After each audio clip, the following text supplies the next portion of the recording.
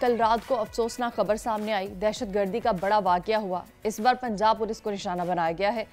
डाकू की जानिब से पुलिस काफिले पर रॉकेट हमला किया गया। 11 एहलकार शहीद हुए और मुतादिद जख्मी भी हुए। पुलिस के मुताबिक रहीमयार खान के कच्चे के इलाके माचका में 2 गाड़ियों पर डाकू ने हमला किया है। दोनों पुलिस मोबाइल में 20 से ज्यादा एहलकार मौजूद थे।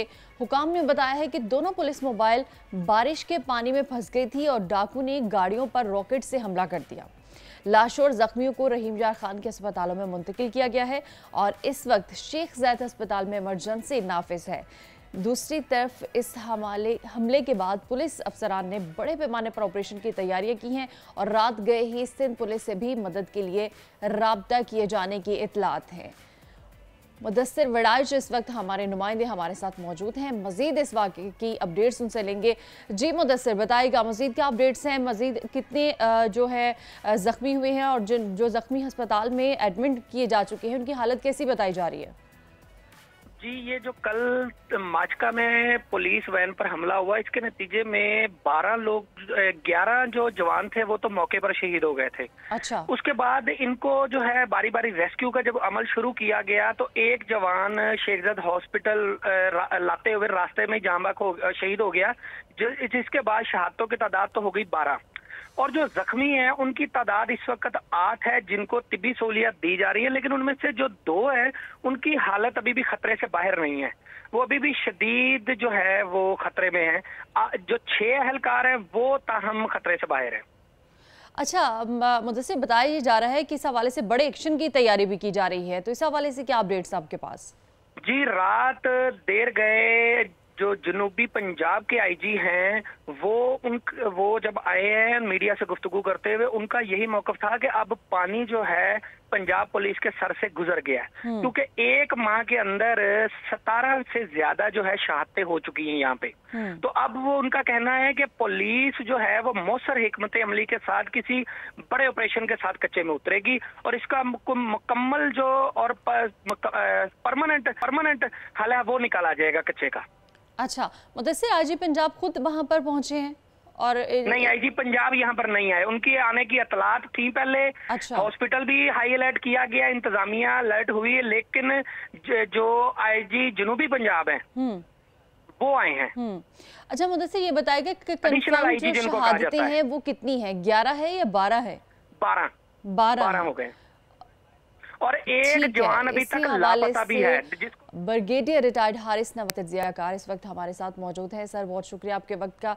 सर, कल पुलिस वैन पर बड़ा हमला हुआ जिसमें अब तक 12 सिक्योरिटी एहलकार जान की बाजी हार चुके हैं और 10 के करीब जख्मी भी हैं और इन हालात में रॉकेट से हमला किया गया है। कैसे देखते हैं इस मामले को आप?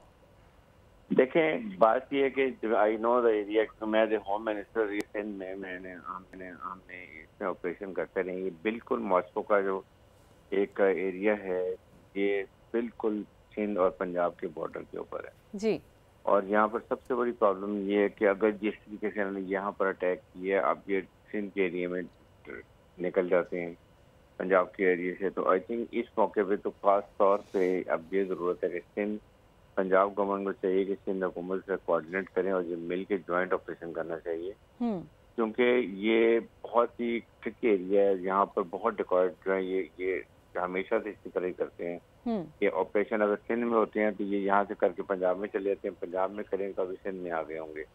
और सेकंड ये कि देखें, इसमें कुछ चीज़ों को सोचने की बात ये है कि आपको पता है कि ये बहुत ही invested area with the decoys और ये बॉर्डर के ऊपर है और आप 2 व्हीकल्स में बैठे हुए हैं और फिर आपकी गाड़ी भी फंस गई है और आप बसों में बैठे रहे, ट्रक्स में बैठे रहे हैं, आप इमीडिएटली ऐसे मौके पे जो लोग हैं ये एरिया में डिकॉयड पहुंच जाते हैं और इनसे बहुत ज़्यादा दुश्मनी चलती है, तो आपको इमीडिएटली छलांगे मार के आपको चाहिए था कि आप अपने आप को डिप्लॉय कर लेते, उस एरिया को कवर करते, अपने को सिक्योर कर लेते, बजाय इसके कि अगर आप ट्रक्स में बैठे होंगे और बारिश में वो गाड़ी ट्रक फंस गए हैं, इसका मतलब आप सिटिंग डक्स हैं। वो किसी वजह से नुकसान हुआ है कि वो बैठे रहे बसों के अंदर, तो वो टीचर था नीचे नहीं उतरे होंगे, जिसकी वजह से उन्होंने रिकॉर्ड तो इस वक्त तैयारी में रहते हैं और वहीं पर उनको पता था कि गाड़ी में फंसेंगे, उन्होंने इनको मारा है। तो ये मेरे ख्याल में ये अब सोचने की बात है कि जाहिर है कि ये थोड़ी सी स्लैकनेस भी है ऑन द गवर्नमेंट ऑफ ये पार्ट ऑफ पंजाब पुलिस जो सादकाबाद के एरिया में है, मीरपुर मथेलो के एरिया, बिल्कुल इसके बॉर्डर पे, सिंध पंजाब के बॉर्डर के ऊपर है। तो अभी इनको ऑपरेशन करने के लिए सिंध गवर्नमेंट से कोऑर्डिनेट करें, दोनों सूबे मिल के इन डिकॉइंस को लेना चाहिए ताकि इसको ख़त्म करें, वरना ये बहुत ही एक अफसोसनाक हादसा है जिसमें मेरे ख्याल में अगर पुलिस थोड़ी एहतियात करती तो ये हादसा जो बच सकता था। बिल्कुल सर, आप सही कह रहे हैं, दोनों सूबों को मिलकर इससे निजात हासिल करनी चाहिए। सर, यकीनन कच्चे के डाकुओं का पक्का सफाया करे बिना अमन का आना मुश्किल है। इस हवाले से पंजाब पुलिस की जानिब से क्या इकदाम किए जा रहे हैं या बड़े ऑपरेशन का ऐलान भी किया गया है? इस हवाले से सिंध पुलिस से भी राब्ता किया गया है, तो इस ऑपरेशन के फैसले को कैसे देखते हैं और इसके मुस्तकबिल पर क्या असरात होंगे? इनसे निजात मुमकिन हो सकेगी?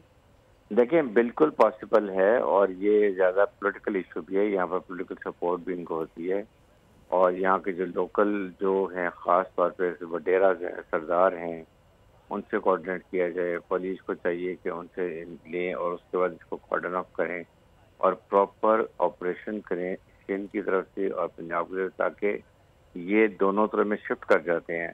अगर पंजाब में ऑपरेशन होगा साथ में चलो के एरिया से, तो ये सिंध में आ जाएंगे और अगर सिंध के ऑपरेशन जब हम करते हैं तो ये पंजाब में चले जाते हैं। तो it has to both side, तक ये कहीं छुपने की जगह ना मिले और फिर ऑपरेशन किया जाए। लेकिन डेफिनेटली ये बहुत बड़ा हादसा है और दोनों हुकूमतों को, प्रोविंस को मिल के ऑपरेशन करके डिकॉट्स को ख़त्म करना चाहिए, अदरवाइज उनका हौसला बढ़ेगा और ज़्यादा हादसे हो सकते हैं।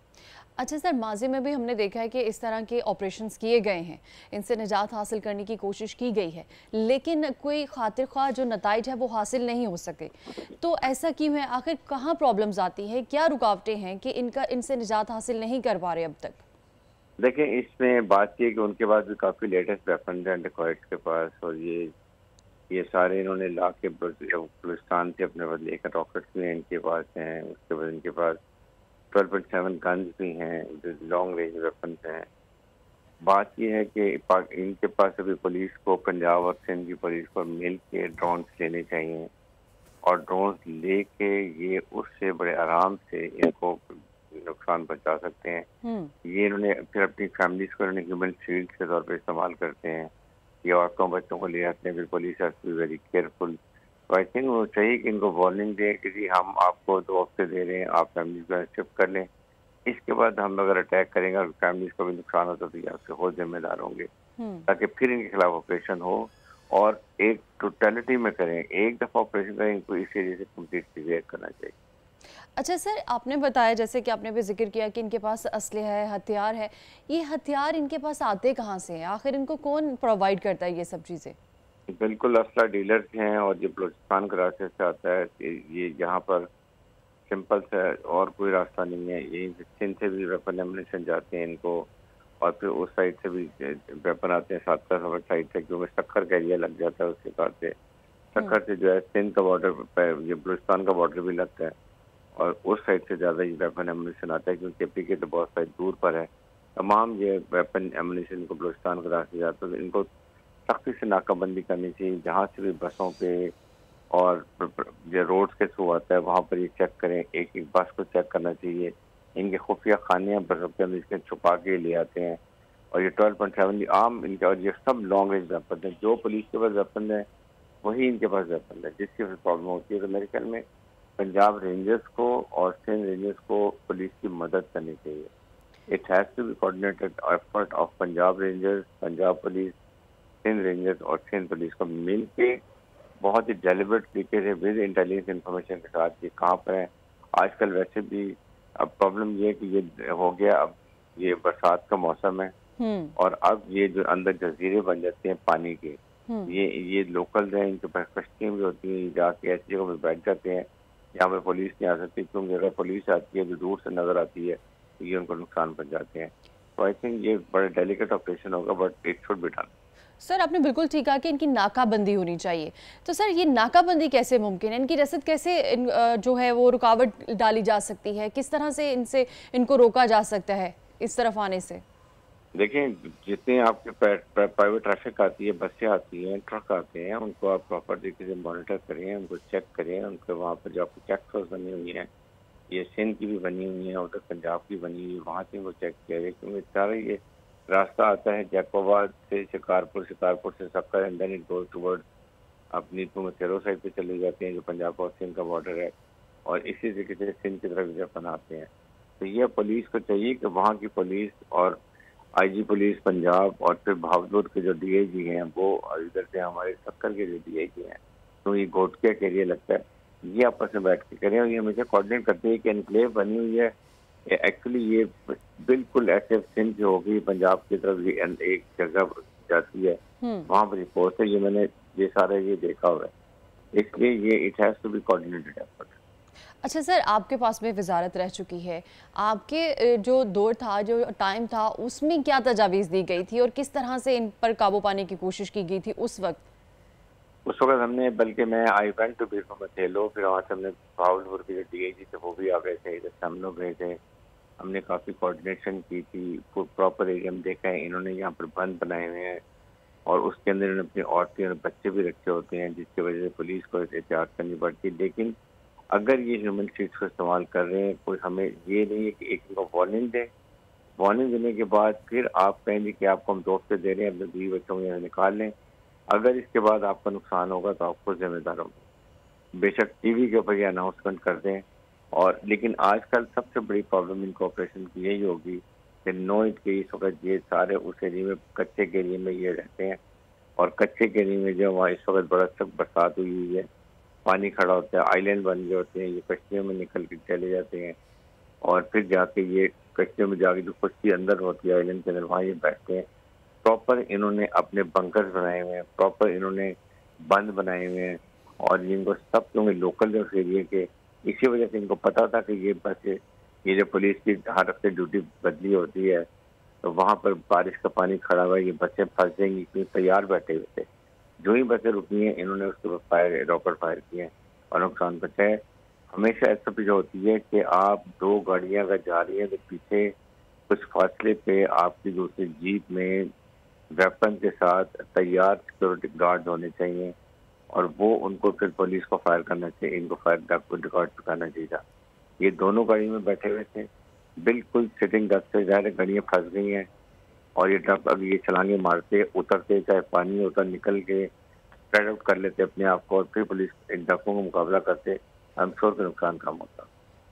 जी सर, लेकिन ये जो है कच्चे के डाकू, ये भी तो ताक में बैठे होते हैं, जैसे कि आपने बताया कि इनके बंकर्स हैं, पनाहगाहें हैं, या अपने बच्चों और ख़वातीन को वहाँ पर रखते हैं। तो सर, इस तरह की हरबों से कब तक ब्लैकमेल होते रहेंगे? ये चीज़ें, इनके किडनैपिंग के वाक़यात भी तो होते हैं रूनुमा, कभी उनकी फैमिलीज भी तो मुतासिर होती हैं, उनके घर में भी तो बीवी बच्चे हैं, तो हम कब तक इन सब चीज़ों को देख के ब्लैकमेल होते रहेंगे? देखें, ये आपकी जो है ना, ये भावलपुर की पुलिस और इधर सक्खर की पुलिस को मिल के ये डेलिबरेट तरीके से प्लान करके ऑपरेशन करना चाहिए, ताकि ये एक दूसरे के बॉर्डर क्रॉस ना कर सकें। और ये ब्लैकमेलिंग इसलिए है कि ये पॉलिटिकल इशू भी ज़्यादा है, इसी एरिए से जो है, जो जितने इनके बटेरे हैं उनको वार्निंग देनी चाहिए कि आज के बाद अगर आपके एरिए से कोई ऑपरेशन होता है, डकैत होता है, तो आपके ट्राइब के जो सरदार हैं हम उनकी एफआईआर काटेंगे, उनको अरेस्ट करेंगे। कोई इस पर पोलिटिकल जो है वो आपको इंजीनियरिंग नहीं करनी चाहिए, बल्कि आपको वार्निंग दे के करें। अभी रहीमयार खान ये तो तैयारी कर रहे हैं अटैक करने के लिए, लेकिन it has to be coordinated from Sindh, otherwise ये फायर उधर से करेंगे, ये सिंध के अंदर आ जाते हैं, बॉर्डर के अंदर, और वहाँ आके बैठ जाएंगे बड़े आराम से, और फिर एक दूसरे को डकैत है सिंध और पंजाब के दूसरे को सपोर्ट भी करते हैं, एक दूसरे की मदद भी करते हैं। और इस वक्त आई एम श्योर कि ऑपरेशन बड़ा ही डिफिकल्ट होगा, क्योंकि वहाँ पर कच्चे के एरिया में इस वक्त सारा पानी है, पूरी बरसात से पानी खड़ा हो जाता है, दरिया भी चढ़ जाता है, दरिया का पानी भी ओवर आ जाता है, तो इसलिए ये इस वक्त मेरे ख्याल में ऑपरेशन डिफिकल्ट होगा। इसका एक इलाज है कि अगर ये इनके पास ड्रोन हैं, तो ड्रोन से ये बड़े आसानी से टारगेट्स को इंगेज कर सकते हैं, मार सकते हैं, क्योंकि इंफॉर्मेशन होती है किस जगह पर लोकल बता देते हैं। लेकिन वहाँ तक पुलिस का पहुंचना मुश्किल इसलिए होता है कि वहाँ पर जाने के लिए ये कश्तियों में जाना पड़ता है, और कश्तियों में जब जाते हैं तो दूर वो अपने एरिया में वेंटेज पॉइंट पर ऊंची जगह पर बैठे होते हैं, वो इनको वहाँ से लॉन्ग रेंज 12.7 गन से नुकसान पहुंचाते हैं। इसलिए वो वेपन जो डकैत के पास नहीं है, हमारे पास नहीं है, वो सिर्फ ड्रोन है, और ड्रोन आपको बड़े आसानी से मिल सकते हैं टर्की से, उन जगहों से लेके, उससे करेंगे तो फिर इनका मुकाबला किया जा सकता है। बिल्कुल सर, इनको वार्न करना चाहिए और फिर ही इनका मुकाबला किया जा सकता है और सख्त एक्शन लेने की ज़रूरत है। ब्रिगेडियर रिटायर्ड नवाज हमारे साथ दिफाई तज्जियाकार मौजूद थे। सर बहुत शुक्रिया आपके वक्त का। तो नाजरीन, इस हवाले से हमने बात की। आज जो नुकसान हुआ है, जिस तरह से पुलिस एहलकारों को शहीद किया गया है, इंतहाई अफसोसनाक वाक़या है।